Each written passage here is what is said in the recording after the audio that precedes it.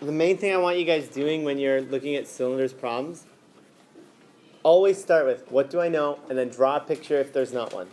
And those two things together will help you, for the most part, figure out what you need to figure out. So Derek's completing a craft project involves covering only the curved surface of a cylindrical container with fabric. The cylinder has a height of 15.2 and a diameter of 2.2. So I'm going to start with writing what I know. What do I know? That. Go. The height is 15.2, and diameter is 2.2. Good. So the height is 15.2, diameter is 2.2. From that, I could figure out other things if I needed to figure them out as well, like the radius. And sometimes I do that anyway, so I'd go radius equals 1.1. If you want to jump back and forth automatically between diameter and radius, that's fine. Understanding it takes, this is half of this. Good? So then I draw a picture.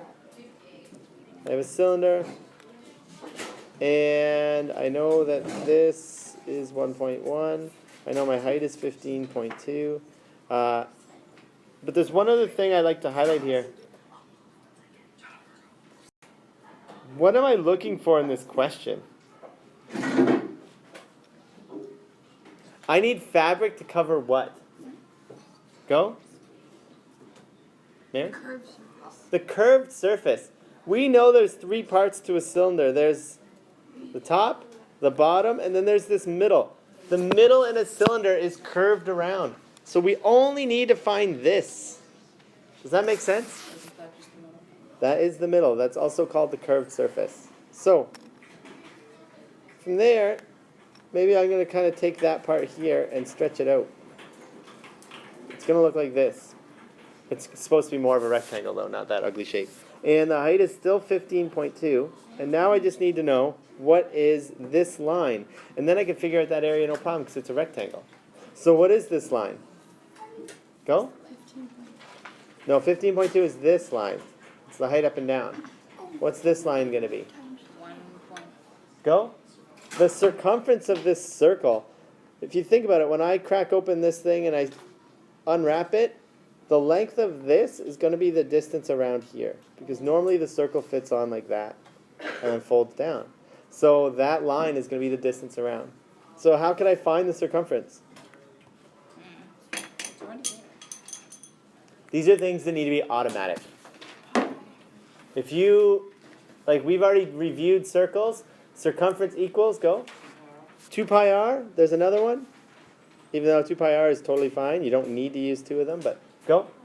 Pi times diameter is the other one. So if you use either of those, you can figure this out. And they gave you diameter. So to be perfectly honest, the conversion to r here, probably not the most useful thing in this question. It's a good habit to get into anyways, especially once we work on volume. But right now, I only need to know that circumference right there. Good morning. So knowing that, I'm going to figure that out. I'm going to label that as C so that I know that's circumference. And then I'm going to get to work. Circumference equals, I'll use Brandon's, 2 pi r equals 2 times 3.14 times 1.1. Someone with a calculator.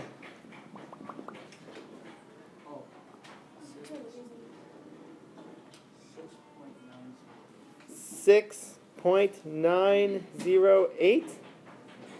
Good enough for me. Does everyone else agree? Yeah. Good? And it works the other way too. All right. And if you had it on 2.2 times 3.14, you would have got roughly the same thing, or hopefully exactly the same thing. Then, now that I know what C is, I just have to find that area. Squish. So, area equals, if you think about it, area equals circumference times height. Equals 6.908 times 15.2 equals, good morning. Anybody with a calculator? Go. 104.98. Okay. 104.88 centimeters squared. I got 105. Some people might have wrote 105 right off the bat. It depends where you rounded. If you didn't go to 6.908, it might be slightly different.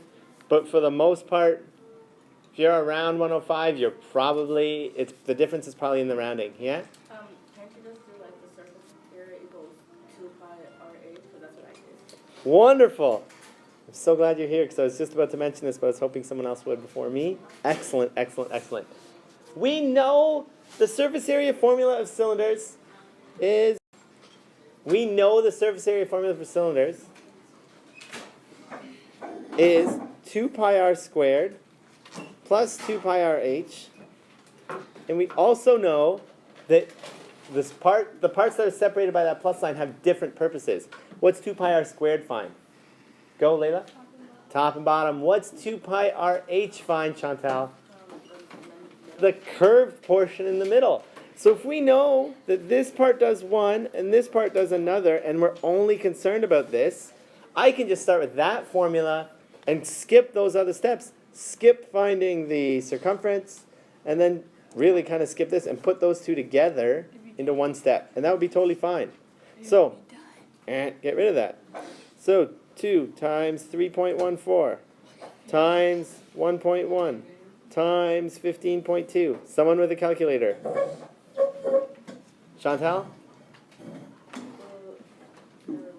Never mind. Somebody else with a calculator? Noor? 105.001?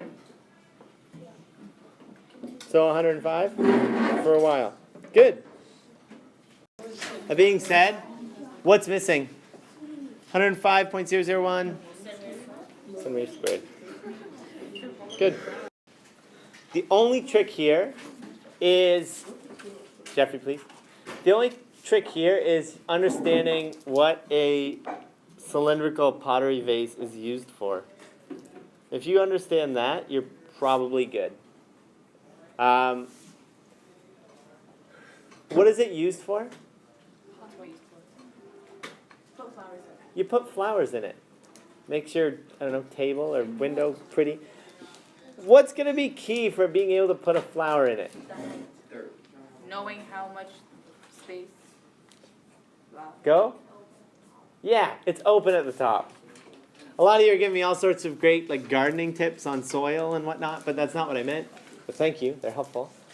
The most important thing is that if this is solid, when I go to cram the flower stem there, it's going to break. This needs to be open, which means I don't need to paint it if I'm painting. So I have a cylindrical vase or vase? Vase. Who's on team vase here? Team vase? I'm on team 5.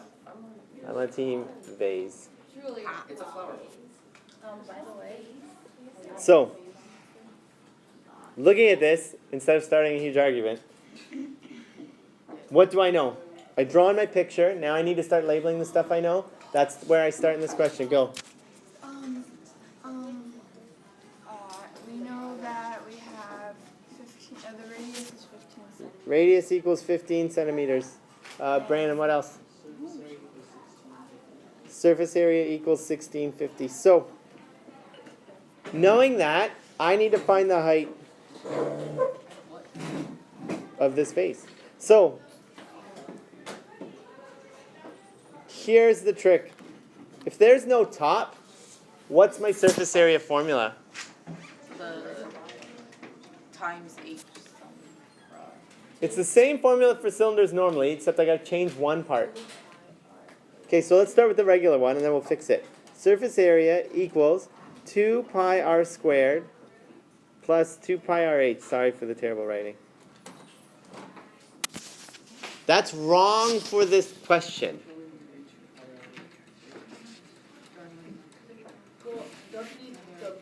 There is a bottom still, and the bottom will be painted. So, Layla? So really, this is wrong because, just like Layla said, what does 2 pi r squared give me? A top and a bottom. I only want the bottom.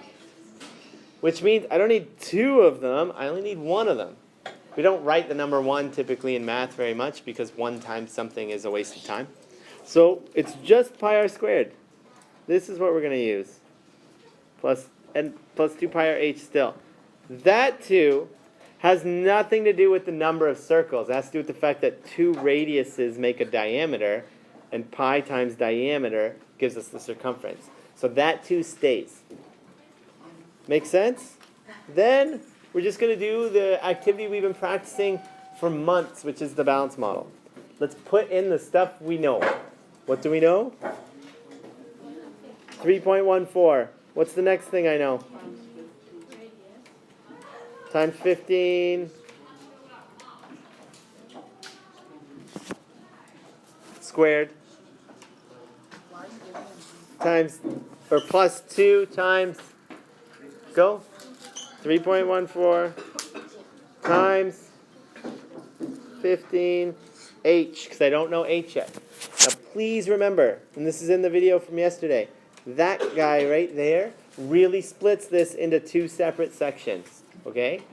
You can't do that adding because of order of operations until all the rest of it's done. So, starting over here, I'm going to do the first operation I can do. 15 squared is 225. Is that right? I think so. Plus 2 times 3.14 times 15 times h equals. Now, guys, you can start doing your multiplying for me. 225 times 3.14. Go. 706.5. I like it. Plus, what's 2.2 times 3.14 times 15? Go. 94.2. Sounds about right to me as well. So, 94.2 still times height. So I know that my surface area equals that. Do I already know what my surface area is? I do. It's 1650. So I know surface area equals that. I know 1650 equals all that. I know 1650 equals all that. I know 1650 equals all that. I should have put it in the beginning. I'm just trying to make a point right now that I want to make really clear, which is that if you're given the surface area and the radius, you need to include the surface area in all of your lines because we're trying to keep them balanced. So now, I know this. And if I say it this way, people tend to understand what to do. 1650 is the same as 706.5 plus so many groups of 94.2. I just don't know how many groups of 94.2 it is yet. Okay? So, if I want to know how many it is, the thing I should do is what? Go? Not yet. Go? Don't say it like it's a secret. Subtract. I need to subtract how much from both sides? 706.5 from both sides. So I'm going to do that. You do not need to write this next line. I'm going to write it just to show what I'm doing. If you skip to the next one, that's okay.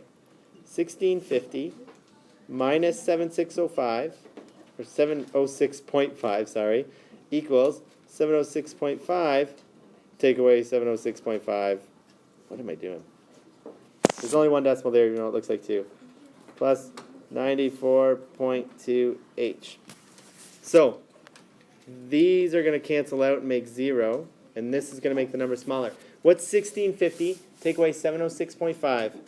I'm guessing 950, 943 and a half.